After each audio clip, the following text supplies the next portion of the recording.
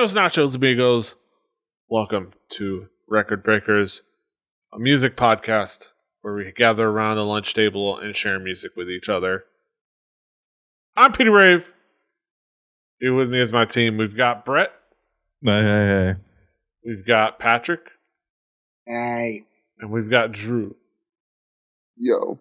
We're here, of course, gathered to talk about music. And the provider of the music this week, the one sharing this week with the group, is me. I decided to share. Stay home from school and shove cereal shaped like presidents up your nose. Yes. Try to stay up all night. Also dig a hole under my house. Also try to find my favorite. Try to find my favorite song. On daylight savings, you ate 100% riboflavin to try and time travel. Yes. Fight the ocean. Yes, fight the ocean with my best friend and superheroes, Guardian. I decided to share an album by a side project of a couple of members of a band called Miracle Legion. A guy, that did music and knew other people did music, and helped out with a show by the name of Adventures of Pete and Pete. And the group is Polaris. The album is Music for Adventures of Pete and Pete. And it's the soundtrack to Adventures of Pete and Pete. Side note, if you haven't watched The Adventures of Pete and Pete, the beginning of this episode was real goddamn confusing. Yeah. Also, look at the album cover. Like, for real. It made, every time I looked at that album cover, it made me giggle. Yeah.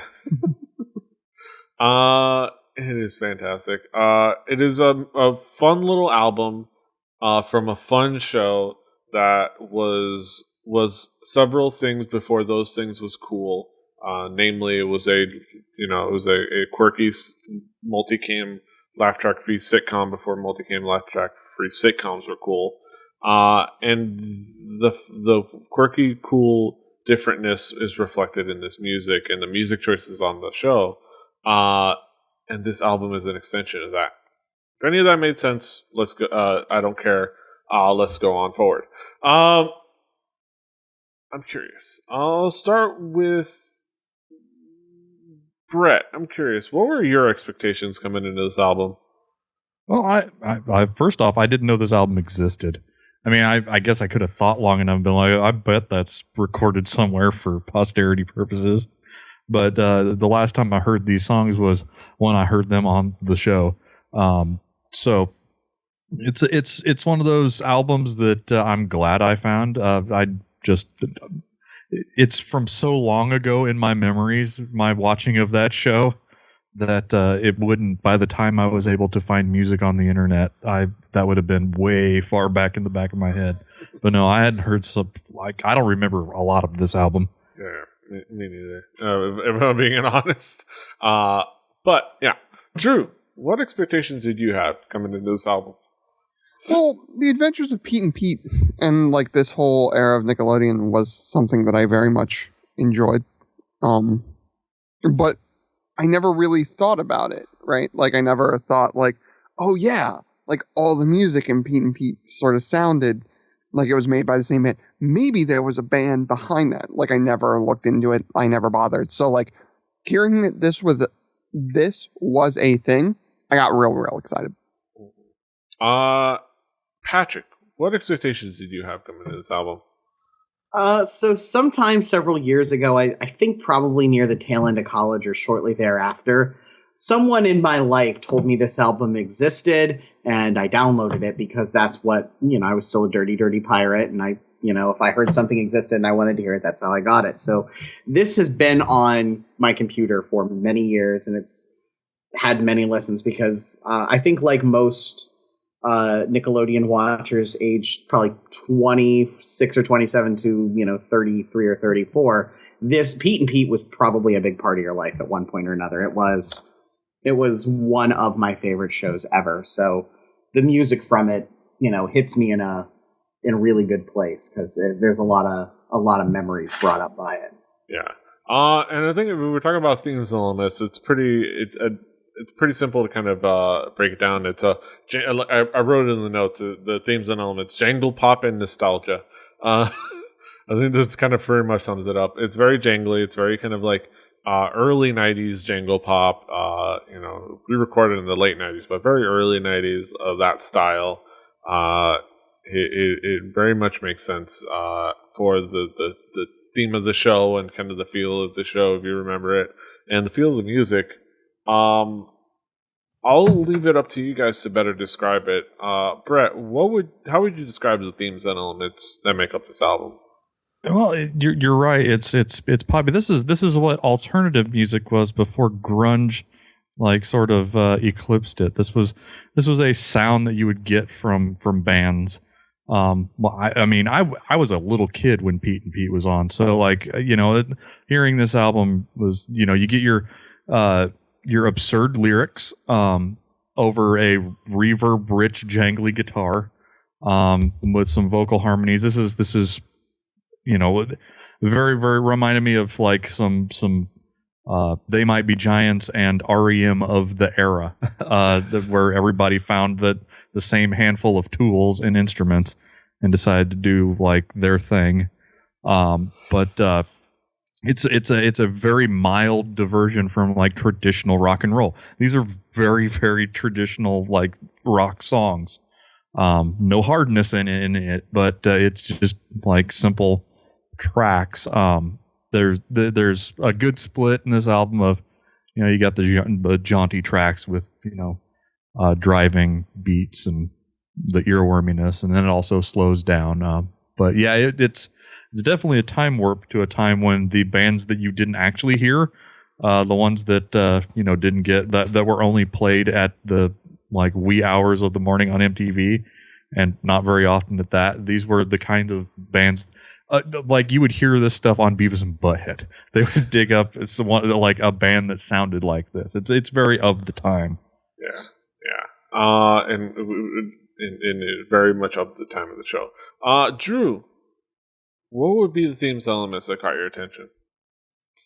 Well, like we've said, this is, if you did not partake in a certain era of alternative music, you're not going to get a whole lot from this, because it's sort of a weird thing, right? Because this is nostalgia. This is, Brett said it, you listen to this and you sort of step back into something, right? I remember hearing this music in the back of a car, like thinking it was super cool, or like on Nickelodeon, or the wee hours of the morning when MTV would play weird music and stuff like that.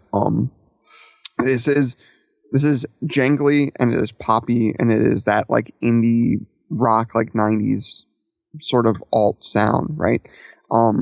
There's other bands that do a bit of that jangle poppy sort of sound within it, the REMs, the Smiths, stuff like that, like ones that have this jangly tone to them. But this was built for something, right? Miracle Legion was commissioned to do music for a TV show. It was like, we like your band, we would like your band to become a different band, commission it for what this show is going to be. So the compositions are simple, the lyrics are easy to piece together, and it would highlight sort of a comedy series about two young boys, just sort of for young children. So it set out and it did that really well. The weird thing was, nothing in the album as a whole stuck with me. But like, it's something that I just had fun listening to because of that nostalgia kick, that being a little kid and like hearing this type of music and kind of digging it. And it reminded me of reasons why that time in your life is so fun and so influential. Like shows like Pete and Pete, like Clarissa Explains It All, the music that came about in those like weird mornings of MTV and stuff like that, kind of the age I was, maybe pointing me in the direction of what I started liking about music and what I started liking about like TV shows and stuff like that, and where my comedy likes pointed to. And it's weird because we come into this sort of, I come into this at least trying to be objective about albums and trying to break them down and be like, oh, well, this album did this really well or didn't do this really well and stuff like that.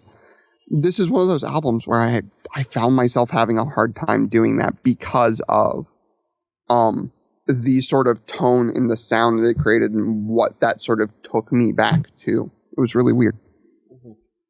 Patrick, what would be the themes elements that make up this record for you? Stylistically, I think we covered it. It's that 90s jangly, reverbed out sort of pop rock sound. What for me really, like, again, like the word nostalgia is sometimes dangerous, and sometimes I think saying it about an album kind of, to some people, diminishes its quality. While I don't think this is perfect, there are several songs here that I vividly remember hearing what is now, 20 plus years ago while watching Pete and Pete at age, 8 or 9. And I remember them now. Like when I did download this several years ago, like, and the opening track hit, like there's like this almost like it's very like emotional in like a weird dorky, like remembering a really great part of your childhood kind of way. But then you keep listening and it's kind of a good song. I like this album thematically, kind of like Pete and Pete. Pete and Pete was a show that was kind of messed up and subversive if you watch it as an adult. Like there's this like 7 or 8 year old kid, but his best friend's like an adult and he's a superhero, and that's not weird or nothing. And like it's a really kind of like, I have like, you could never make it today kind of show. An organization like Nickelodeon is run by suits now and not by people who just wanted to make kids shows. So you don't get crazy, weird, messed up stuff like this anymore, other than, I guess, weird stuff late night on Cartoon Network, which is kind of, taken from this. But the album lyrically sometimes goes down those kind of routes, like that, where it seems like a happy song, but if you listen to it, it's a little bit messed up sometimes. And that, I think, really fit the, connected well with the show. Yeah, and you kind of get some of these tracks, like we're talking about some of the key tracks, like obviously do the Record Breakers thing. The opening track is the theme song to the show. We all remember that guitar solo, that opening kind of riff, if you want to call it that. That feel, the lyrics that you probably as a kid you couldn't even hear right, let alone understand. You couldn't even understand phonetically, really, a few of them. But they were, catchy nonetheless, and it's very much, a memory, expanded on. The opening song also has it has the intro that starts like the space theme, like the ground control vocal, the ground control radio messages and stuff like that. Which is really fun. Other songs like "She Is Staggering" follows it up with a different kind of tone, kind of a lower tempo tone. It's interesting, kind of diverges. And of course, it's "Summer Baby," which a lot of us will remember as Little Pete's favorite song that he was trying to find. And he was trying to find the group that did this song. He sang it himself, which is fantastic. But let me ask you guys, Brett, what would be some of the key tracks for you? Well, I mean, the album starts off pretty well with a song that everybody remembers. Also, it has an unskippable intro, which is, pretty awesome. It's of the era. Which also, it has a secret track. I was going to say, it ends on a secret track, which can't be done things anymore. that they don't do anymore. It can't be done anymore. Well, I mean, it could be. just do it like this does, and you make like a 9-minute last song. That just But here's the thing: if you see a 9-minute last song, there's a secret track in it. Unless you're a prog rock band and every third song is 9 minutes. Okay, touche. But what I really liked about Hey Sandy was the fact that guitar intro didn't take any time before he like it didn't really, it wasn't constructed like a song would be constructed today. You get your 5 or 6 chords and then the vocals come in. Like it's very jarring how quickly the song starts, and it took a few listens for me to be like, well, hey, whoa, what's going on there? But yeah, it's definitely a master class in sounding like you're recording inside of a metal tube, but it's got that sound. I enjoyed Saturnine. That song is it has a really amazing hook, and it's a very simple song, and it doesn't follow a standard, it's not a standard progression. It's kind of neat. I enjoyed that song a lot. But I think this album closes out pretty strong too, with The Monsters Loose. There's all kinds of songs on this album that you can go to, but an album that really closes things out if you don't count the secret track. I think that The Monsters Loose is one of the most of the time tracks on this album, other than the Hey Sandy. I mean, it's something that I'm glad that I got to hear, because man, you don't just walk into this album. You have to be looking for this to not run into it. So yeah, there's some stuff on here that you got to hear. Yeah, it doesn't just pop up in your face like nobody's slapping this at you and being like, hey, you listen to this hot new album. Yeah, no, you got to be seeking this out. Drew, what would be some of the key tracks for you?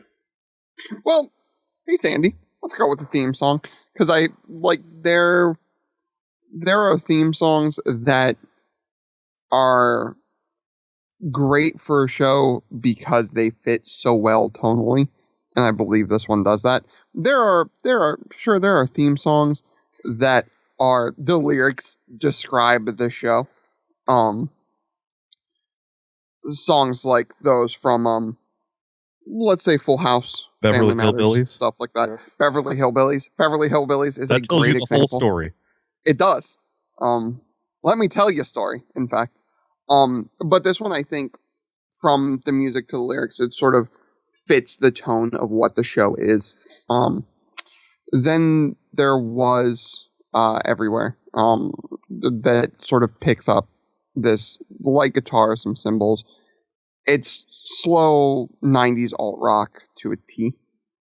To me, that harmonica in the middle, I said this pre-show, it actually, for some reason, made me have an itch to listen to Blues Traveler. Which Blues Traveler and this band, very far apart, but harmonica is a sound that can be shared. And Ashamed of the Story I Told is a song that sort of stood out to me. It sounded a bit different from everything on here. Not super different, but like a bit different. And it was, I think, really, really well done. Both lyrically and musically. But the musical tone definitely, especially like the beginning of the song, was just seemed a lot different to me, a lot darker than the rest of the album. Also, it was covered by The National, which I find really weird. Yeah. But the cover was actually all right. Yeah. Not that any of this was covered. As much as it's like, we remember and love the show, the fact that any of this was covered, considering it's a show whose DVD releases were shelved, is a fascinating thing. But yeah. Patrick, what would be some of the key tracks for you? I'll start with She Is Staggering, because like the guitars from that are used frequently in the show, like that the sort of jangly like reverbed out guitar tone that's kind of builds a lot of the songs on this record. There's a nice little pipe organy thing that goes on in it, and it's one of the really my favorite songs just as a song, minus the nostalgia aspect of it. Summer Baby, which like, to me, Hard Days Pete is the best episode of this show, and I'm, you can disagree because it's an opinion, but it's one of the things in my childhood that made me love music.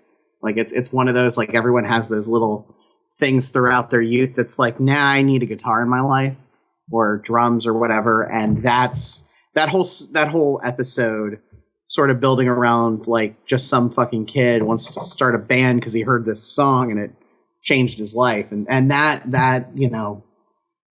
song, the hook for it is so perfect that it just brings back a ton of memories. And then the opener, Hey Sandy, which is one of those again, like there's a little bit of deeply fucked upness about some of the lyrics on this record, and there's this whole theory runs around that Hey Sandy is about like the Kent State shooting and a specific person from that, and there's debate over whether or not that's true, and I don't really care which way. I just like that people who argue about music on the internet are like, this song from a children's show is possibly about Kent State, which was a really horrible event, and it has the line, "You're looking happily deranged."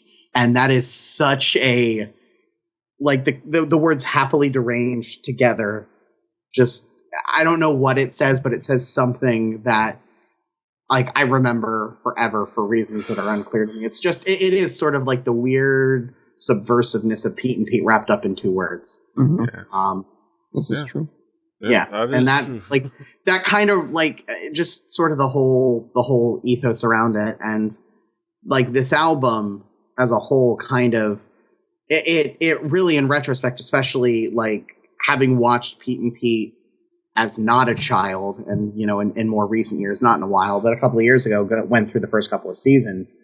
Like, it is a weird show that is, like, again, you couldn't make today, and the music kind of, like, they wouldn't put this in a kids show anymore. Like, you could see this music on a show for adults, I guess, other than the style is really not in vogue anymore. But like, think about how many kids shows you've watched that had the music done by a band, not Mark Mothersbaugh and his brother making weird noises on keyboards and synths. Like, a rock band made the theme song, made all the music for a kids show. That's not where the kids go these days. Yeah, I mean, other than, I guess, maybe I'm sure somewhere on YouTube somebody's Big Time doing Rush something. was the Modern Monkeys, like half a decade or more ago, but yeah, it was it's an very of the unusual time, thing, and it fit that show so well. Yeah. Well, I mean, let's talk about some conclusive thoughts. Brett, what would be your conclusive thought on this album as a whole? I mean, if you aren't familiar with this musical style, if you were any younger than me, I am just young enough or just old enough to have some memory of my childhood, having not gone back to listen to much of this style of music anyway. And I don't remember a whole lot of Pete and Pete other than the few bits of knowledge that I remember. But this is something to listen to whether or not you are into Pete and Pete, because there's stuff in here. It's got a very sweet sound to it. I don't see anybody out there like being offended or hating their time with this album. So give it a listen. I certainly enjoyed my time with it. Mm-hmm. Drew, what would be your conclusive thoughts on this album? Like we said at the beginning, this is a song that is filled with nostalgia for a lot of us for a lot of different reasons. It's sort of, I missed something because there are several songs.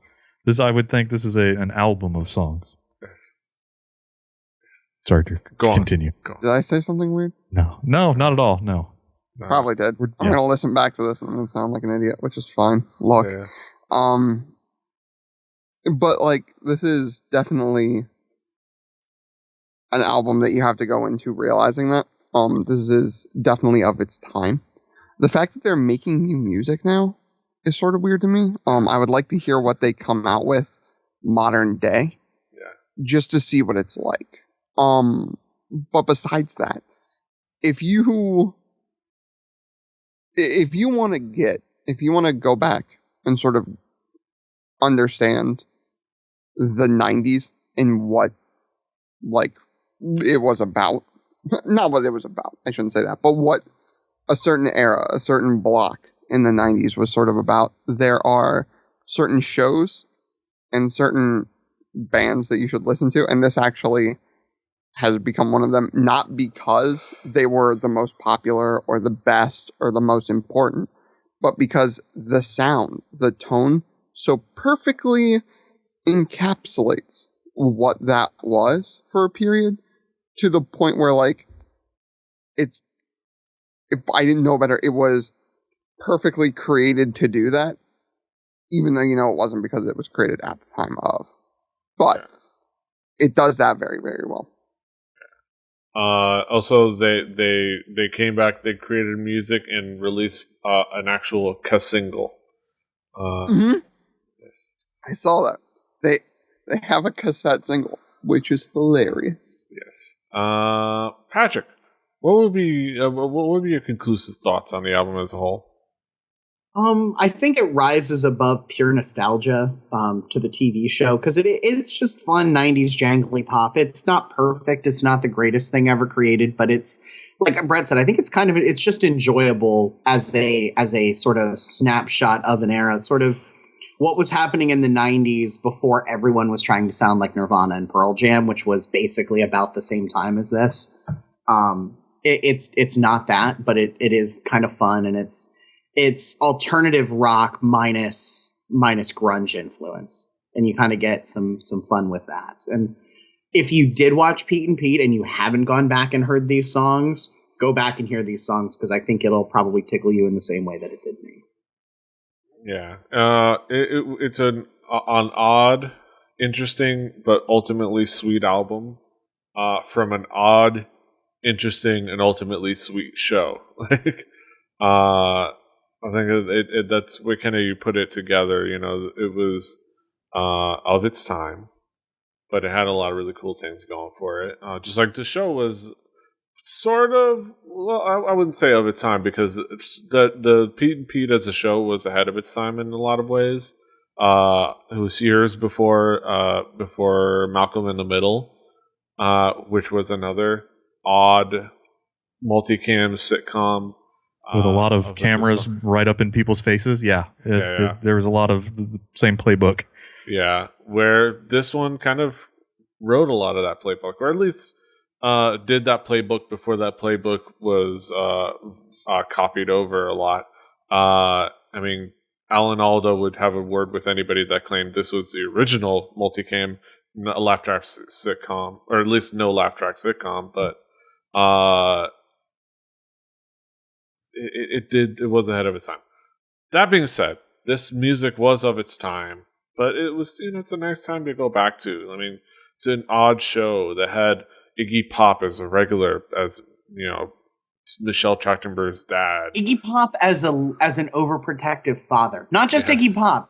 Iggy Pop in 1992 as an overprotective father. It's the music of a show where a tattoo shared opening credits. A tattoo on an 8-year-old boy. And as well as a plate in someone's head. Tattoo that's meant to be a sexy dancing tattoo on an 8-year-old boy. Let's just put this all out on Front Street here. Petunia was a lady that was meant to be a play on the bomber jet ladies of old that was supposed to dance on his arm. Like, that was the entire joke. And it stuck on there for 3 seasons as still being a funny joke. Yes. Compare that Pete with folks. With the ship anchor. Dance. Also sharing credits on that show was the mom's plate, the plate in her head. You can bounce the garage door opener off of it. Yes. It was, it's a show that had Michelle Trachtenberg in earlier in her career. It had, great guest stars. Villain names like Endless Mike and Papercut. Like, just the name of the villain characters on that show. Had cameo appearances by Debbie Harry, Janine Garofalo, LL Cool J, Luscious Jackson, Larissa Olanik. So what we're saying is go watch Pete and Pete. Most of it's on YouTube. And it was an odd show with it was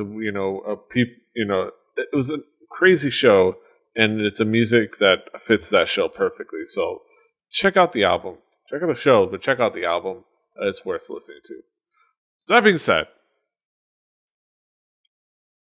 we get to the main event of the evening. We have our haiku reviews. Let's see. Let's go with the order we've been going through. Brett, what is your haiku? Oh, wouldn't it go you and then me? But never mind. I'll go. Style of an era. It didn't change the whole world, but lovely album. Drew, what is your haiku? A blast from the past that I am so glad I had. Nickelodeon. That I don't even know how to follow that up. It's very wrong. The minute that I found out Nickelodeon was 5 syllables, I was really happy with them. Yes. Game over. Drew wins. Patrick, what is your haiku? More than nostalgia, a personal milestone, the sounds of my youth. I'll bring in my haiku. It is mostly built on. It was mostly built on jangle and nostalgia, but that works for me. It is a fun album. Go check it out. But that's all for our thoughts on Polaris's music from Adventures of Pete and Pete. You can, of course, find it on our Spotify playlist. Play Record Breakers the home game. Listen along, follow along with us. On that playlist is going to be next week's album, which is provided by the man under me, which is Patrick. Patrick, what is your pick for next week? What do you got for us next week? So I'm staying in the era, but stylistically going a different direction with Liz Phair's album, Exile in Guyville. That's going to be fun talk. Look forward to that. But that's next week. This is this week. That brings us to the end of another fantastic episode of Record Breakers. You can, of course, find us all over the internet. Patrick is at the Swagger. Brett is at HeyBBBird, HIBBI2YBIBBARD. Drew is at XJuciferX.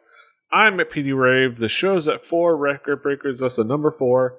Record Breakers, RecordBreakersPodcast.com, RecordBreakersPodcast@gmail.com if you want to email us. Rebelly.net for this and other shows. YouTube.com/RebellyTV. Try to put up more content. I hope. Twitch.tv/RebellyTV.